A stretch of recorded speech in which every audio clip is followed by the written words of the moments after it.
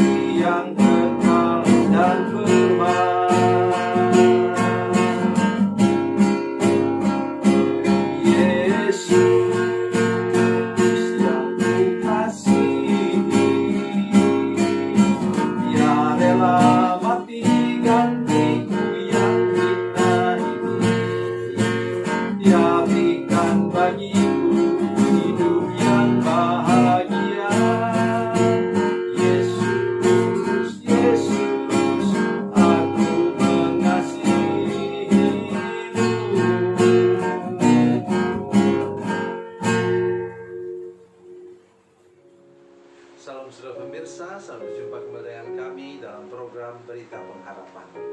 Dan saya mengunjungi saudara-saudara sekalian pada malam hari ini untuk membawakan satu bagian firman Tuhan yang mendorong kita.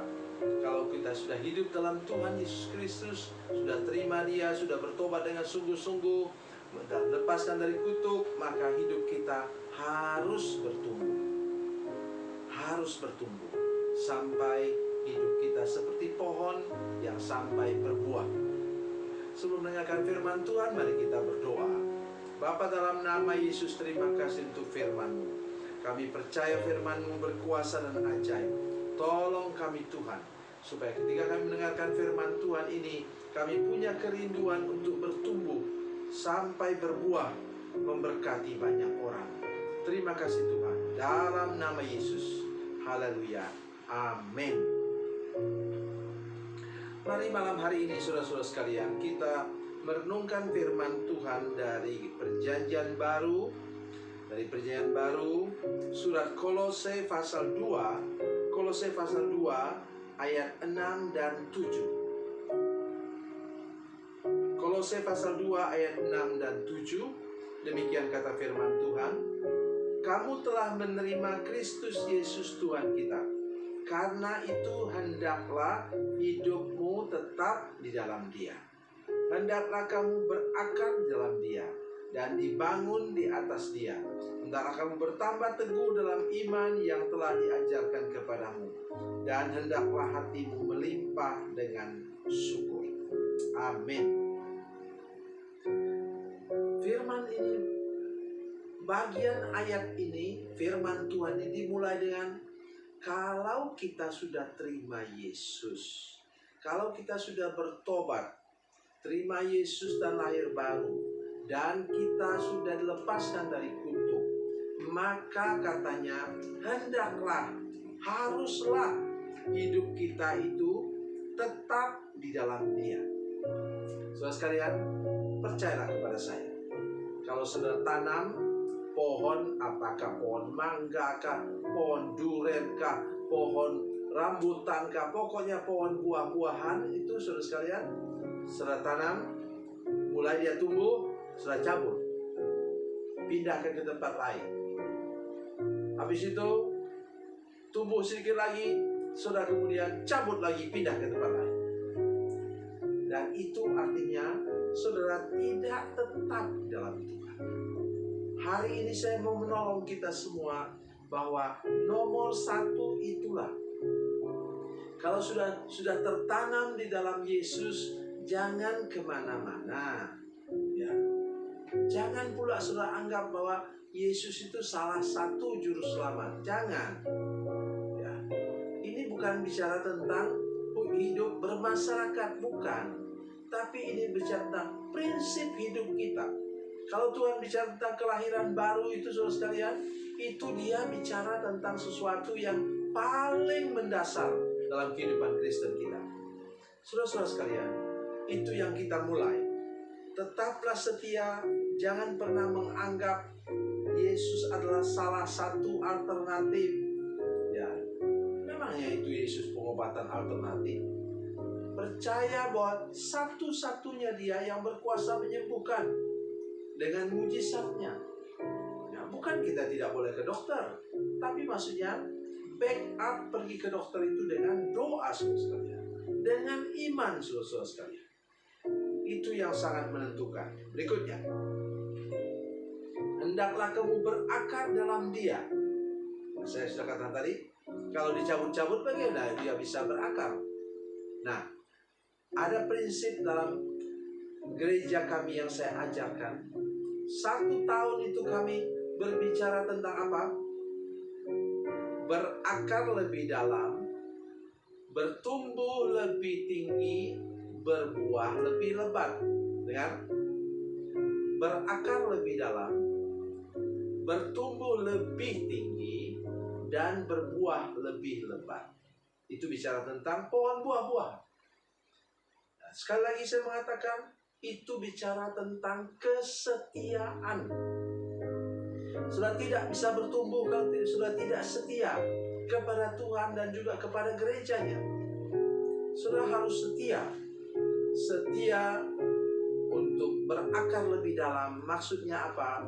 Hidup kita ini saudara sekalian, fungsi akar dalam hidup kita saudara sekalian, itu bukan cuma sekedar untuk menyerap makanan, tetapi juga membuat pohon itu lebih kokoh. Jadi mari ingat benar ayat firman Tuhan hari ini, bahwa saudara, hidup saudara, mari mulai bertekad hari ini untuk berakar lebih dalam, bertumbuh lebih tinggi, dan berbuah lebih lebat. Jadi jangan pernah lupa akan prinsip ini. Dan kemudian apa? Langsung itu Rasul Paulus mengatakan tentang bangunan. Hendaklah kamu bertambah teguh dalam iman yang telah diajarkan kepadamu, dan hendaklah hatimu melimpah dengan sukul. Sebuah bangunan itu ditentukan oleh pondasinya. Jadi kalau pondasinya kuat, atau kita di kampung misalnya tiang-tiangnya kuat, maka bangunan di atas juga aman. Tetapi kalau pondasinya, kata firman Tuhan dalam Matius pasal 7 ayat 24 sampai 27, di sana katakan saudara sekalian bahwa kalau sudah mendengarkan firman Tuhan dan melakukannya. Itu sebabnya saya terus mengajarkan kepada saudara-saudara sekalian, kepada jemaat juga, bahwa prinsip apa? Dengar firman Tuhan, baca firman Tuhan, percaya firman Tuhan, dan lakukan firman Tuhan saudara sekalian. Itu yang membuat kehidupan rohani kita menjadi kuat dan kokoh, dan kita dapat membangun di atasnya sebuah bangunan yang kuat. Kalau tidak, saudara sekalian, kita tidak bisa kemudian menganggap bahwa bangunan itu kuat. Dilukiskan dengan beralaskan, berpondasikan pasir. Sebenarnya pasir dengan batu cadas itu sama saja, saudara sekalian. Tetapi pasir itu ialah terurai, batu cadas itu solid, kuat dia. Dia tidak bukan terurai. Oleh sebab itu pada hari ini saya mengajak semua saudara-saudara sekalian, mari sungguh-sungguh mulai hari ini bertekad untuk lebih lagi berdoa, lebih lagi merenungkan firman Tuhan, lebih lagi rajin beribadah. Walaupun sekarang online, saya sudah siapkan untuk saudara-saudara sekalian seperti ini. Rajin dah menyaksikannya, dengar baik. Jangan cuma begitu lihat ada siaran langsung nge-like, jangan. Saudara harus baca, renungkan juga yang saya muat tengah malam biasanya itu makanan bergizi hari ini.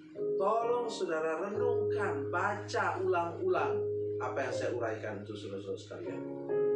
Itulah yang membuat hidup kita bisa berakar lebih dalam, bertumbuh lebih tinggi, dan berbuah lebih lebat. Tuhan Yesus memberkati, Tuhan Yesus baik. Mari kita berdoa. Bapa, dalam nama Yesus kami bersyukur kepada-Mu Tuhan, karena ada jaminan firman Tuhan. Kalau kami sudah bertobat, sudah lahir baru, sudah lepaskan dari kutuk, maka hidup kami pasti bisa berakar lebih dalam, bertumbuh lebih tinggi, dan berbuah lebih lebat lagi. Terima kasih Tuhan. Terpujilah nama-Mu. Dalam nama Yesus kami berdoa. Haleluya. Amin.